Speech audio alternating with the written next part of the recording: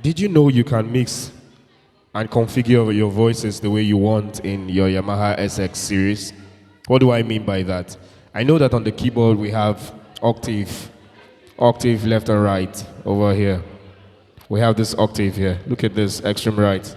Octave, reduce, -1, and plus octave.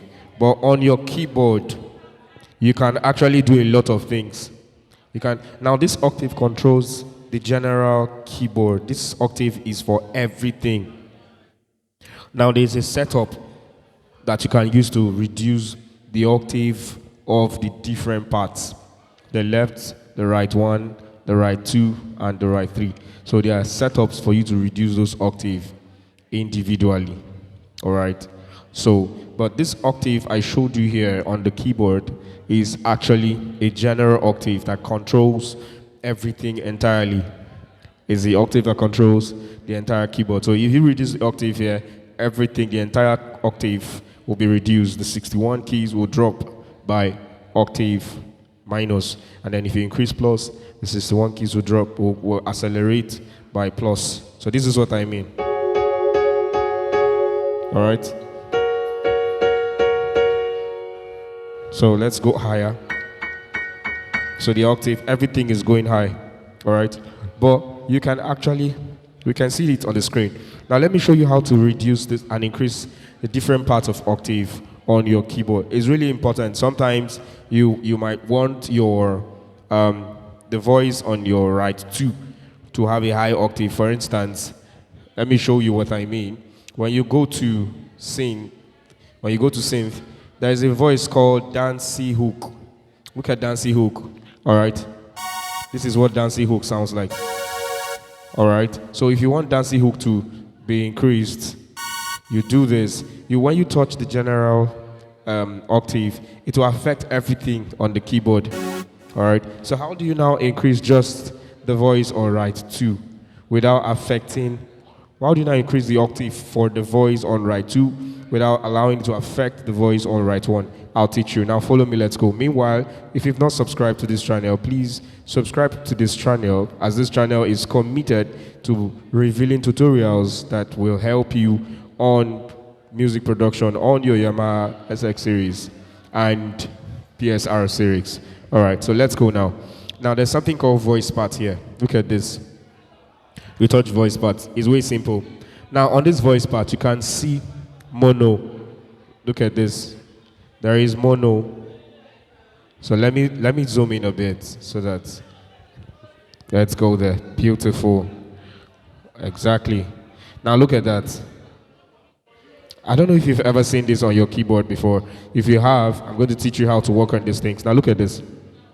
Now you can see octave. This octave is for the left. Now let's assume I am using middle finger for my bass on the left. All right. I'm using middle finger for my left.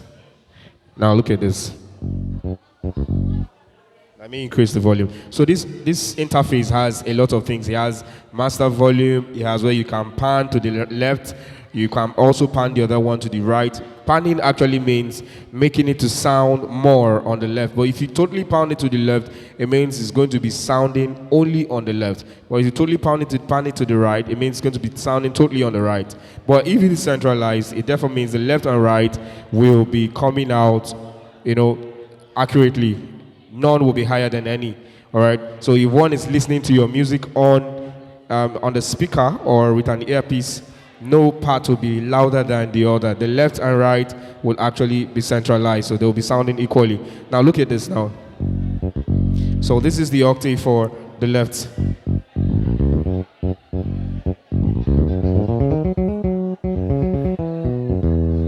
So this is the octave for the left. Now let's assume I want to reduce that octave. You see, I activate it and I use my scroll button.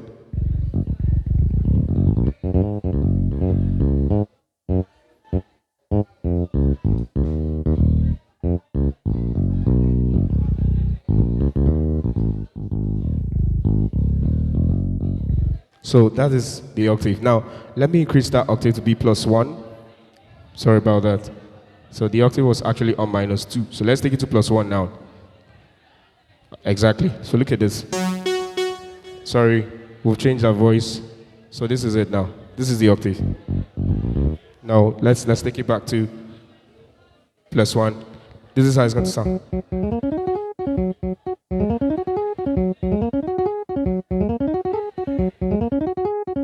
So you can see how that sounds, right?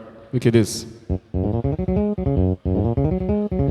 So that's just how to increase and reduce the octave. So for instance, this dancing hook now, I want to increase dancing hook to be 1, and I want my grand piano to be 0, to be -1. Now dancing hook doesn't have to be so loud because it's actually a background voice. So let's take it down a bit. So look at dancing.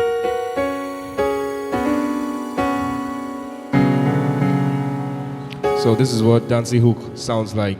So when you actually take this octave for dancing hook to +1, it sounds better, and you can actually increase the volume. All right. Now I'm going to teach you something else in our next video. All right. I'm going to teach you how mono works. I'm going to teach you how equalizing works, and I'm going to teach you how the high and low. I've taught you how pan works and all of that. So that's the basic for now. So please remember to subscribe to this channel if you haven't.